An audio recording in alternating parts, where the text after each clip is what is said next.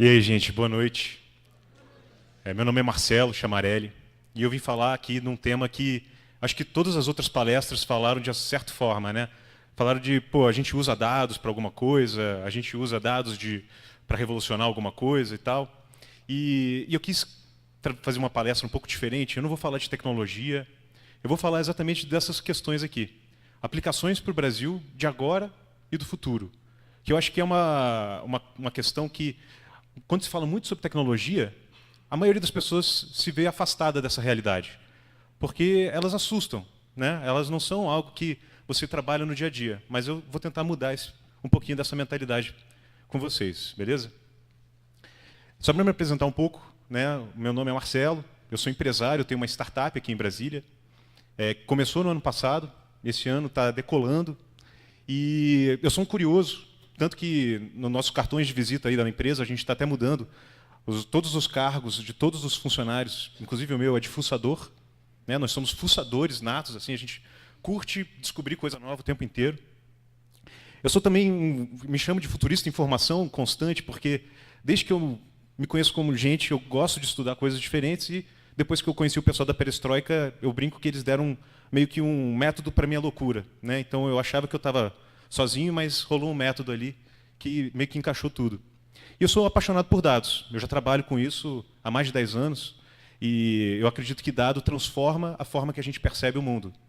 Né? Todo mundo olha para o mundo de uma forma, percebe as coisas de uma certa forma, mas quando você quantifica as coisas, elas se tornam comuns a todos. Então, é meio que um balizador da nossa percepção à informação. Né? Então, por mais que a gente pode enxergar a mesma coisa de diversas formas, mas o dado é sempre o mesmo. Ele gera uniformidade. E isso eu acho que é apaixonante, e eu acho que muda a forma da gente enxergar o mundo. Mas, nessa perspectiva de ciência de dados e inteligência artificial, como é que estão as coisas para os humanos? Né? Na última palestra, o Fula falou que talvez o futuro dos humanos seja a criatividade.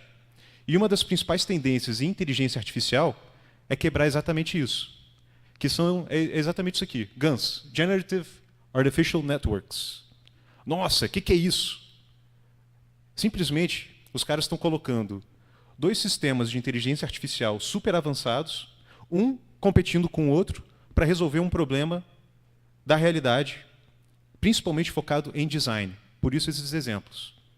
Só para explicar esse aqui, desse canto aqui, isso aqui é um chassi de um carro, que foi desenhado para um modelo GAN. Como é que foi esse experimento? Eles pegaram um carro de corrida, colocaram vários sensores em vários pontos, milhares de sensores em vários pontos de um carro de corrida, e foram medindo o que acontecia naqueles vários sensores, se eles estavam sofrendo pressão, se estavam mudando a elevação, uma porrada de informação. Coletaram toda essa informação e jogaram para um modelo desse, de inteligência em que existem dois lados da inteligência, um competindo com o outro. Olha que interessante. E aí saiu esse desenho, que é totalmente orgânico, totalmente original. Parece uma coisa da natureza, assim, parece, sei lá, uma alga, uma parada que você veria no fundo do mar. Mas não. Isso saiu da inteligência artificial. Algo totalmente inovador, criativo, muito mais forte do que o desenho original, do que um engenheiro alemão, né? Todo mundo fala, nossa, alemão é muito bom. Enfim. Então, isso aqui é um bloco de um motor desenhado por essa arquitetura de inteligência artificial. Aquilo ali, eu acho que é um pedaço de uma bicicleta. Todos os modelos originais, muito mais eficientes, muito mais leves e resistentes em todos os aspectos que os designs originalmente humanos. Então, quando a gente pensa até em criatividade, assusta pensar sobre isso, né? Então, eu começo a falar sobre isso porque normalmente as pessoas têm medo de inteligência artificial, mas esse cara ele vai muito ao encontro do que eu acredito também, que é o Kevin Kelly. Eu recomendo que pesquisem esse cara. O Kevin Kelly é um dos futuristas aí, e ele tem vários recados sobre inteligência artificial que eu acho interessante. O primeiro deles é que a inteligência artificial é uma coisa inevitável. Desde que existiam dois computadores, esses computadores iam se comunicar e saiu a internet. A internet era inevitável. Com a existência da internet, com o domínio da cognição, né, da forma de computação, a inteligência artificial também se tornou algo inevitável. Então a gente não tem que ter medo se isso vai acontecer. É inevitável, vai acontecer. Segunda coisa, a inteligência artificial, assim como qualquer outra tecnologia, ela vai ser melhor do que a gente em tudo que a gente fizer. em tudo que ela for aplicada. A calculadora, que provavelmente todos vocês já interagiram em algum momento da vida, ela é muito melhor de aritmética do que vocês. Mas ninguém tem medo de calculadora. Então a gente também não precisa ter medo de inteligência artificial. Ela vai ser aplicada para uma determinada função e ela não vai necessariamente nos substituir. A inteligência se dá por especialidade. Já a nossa burrice natural, ela é abundante. A gente falou muito, né, os outros palestrantes aí falaram bastante sobre abundância, e eu acho que a gente tem uma burrice natural abundante. Em Brasília tem vários exemplos disso acontecendo aí, né, o tempo inteiro. Mas a gente tem uma oportunidade em Brasília de trabalhar com inteligência, porque aqui não tem indústria. Talvez a nossa indústria seja a inteligência. Mas a gente tem que se dar conta de que ela é especializada, assim como a desse cara. Todo mundo sabe quem é esse cara? Talvez o professor saiba, Isaac Newton. Esse cara descobriu a gravidade. Descobriu a gravidade vendo uma maçã cair. A gravidade não é só importante para a gente, ela rege todo o universo. Agora pergunta se esse cara tinha namorada, vida social. Ele não tinha esse tipo de inteligência. Entenderam? Então, assim, a inteligência artificial também é assim. Ela é especializada. Né? Um carro autônomo vai dirigir sozinho, mas ele está preocupado só em fazer isso. A inteligência artificial que está lá em cima do carro não está preocupada se ela vai passar no vestibular, se ela perdeu a novela, se o Temer... Sei lá o que aconteceu com o Temer. Né? Enfim. Então, ela não está preocupada com isso tudo. Ela está focada em dirigir o carro. Pronto. Ela não vai levantar do carro e fazer um bolo. Beleza? A gente faz isso. Então, gente, na primeira Revolução Industrial, a gente dominou a geração de força. A gente dominou a eletricidade. Já se deram conta como a eletricidade é fantástica? Tudo que está acontecendo aqui é fruto, de certa forma, da eletricidade. E a gente dominou isso. E esse é um último recado do Kevin Kelly, que ele fala, a inteligência artificial é uma revolução tão grande, quando a gente domina a cognição, a capacidade de gerar, né, modelos abstratos de pensamento, a gente revoluciona o mundo de tal forma como a eletricidade mudou. É uma mudança tão grande quanto a eletricidade. Então pense em tudo que a eletricidade toca. A gente vai tocar tudo isso com a inteligência artificial. Então é uma parada que a gente precisa realmente entender e está conectado. Agora, e o Kiko, né? Eu falei que eu ia falar sobre o Brasil e aplicações práticas. E esse papo fica todo muito filosófico, né? Nossa, maior que a eletricidade. Mas então, vamos trazer isso para a realidade. A realidade, gente, é que o Brasil está muito longe disso tudo.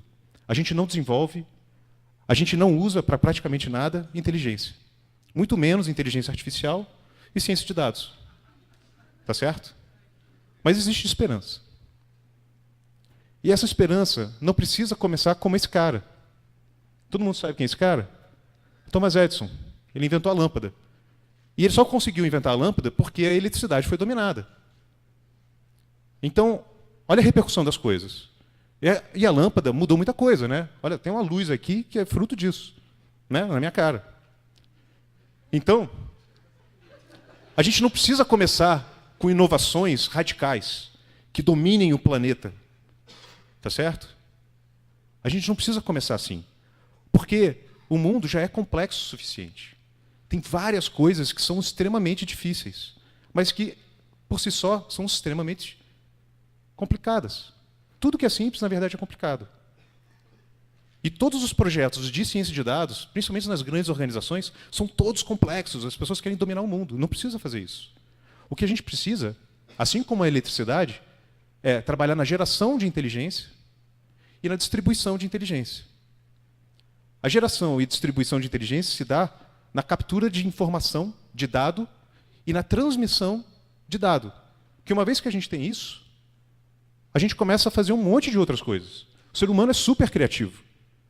Então, da descoberta da eletricidade, a gente tem todos esses aplicativos, tem todas essas coisas nas nossas casas funcionando, às vezes no bolso. É tanta coisa, né? E tudo isso nasce de dados. Tudo isso nasce a partir do momento que a gente domina a informação. Então, antes de falar de ciência de dados e de inteligência artificial, a gente precisa falar do poder da informação. Eu vou dar um exemplo para vocês aqui de Brasília, que é a da minha empresa. A minha empresa, a Jano, Jano significa mudança, é um deus mitológico romano que significa exatamente isso, mudança. A gente captura uma informação que existe há milhões de anos no mercado, que é a informação da nota fiscal eletrônica. Ou das notas fiscais, de qualquer forma. E por meio dessa informação, que está aí, comum, qualquer ponto de venda tem isso, a gente consegue mapear o comportamento de mercado. Tudo que é consumido está lá.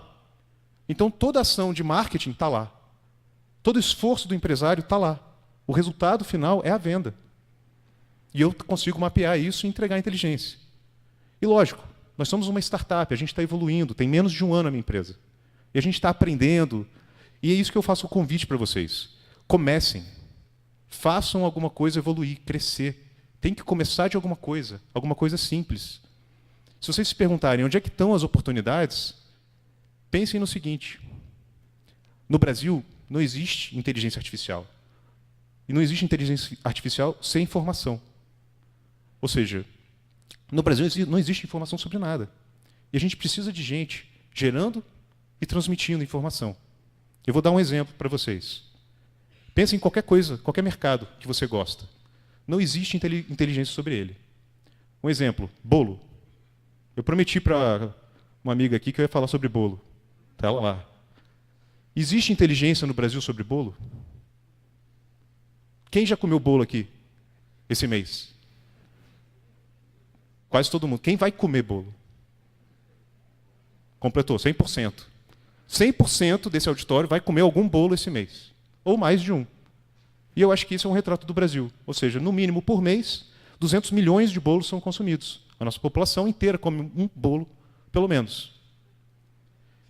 Então, quanto se compra? Quanto se paga?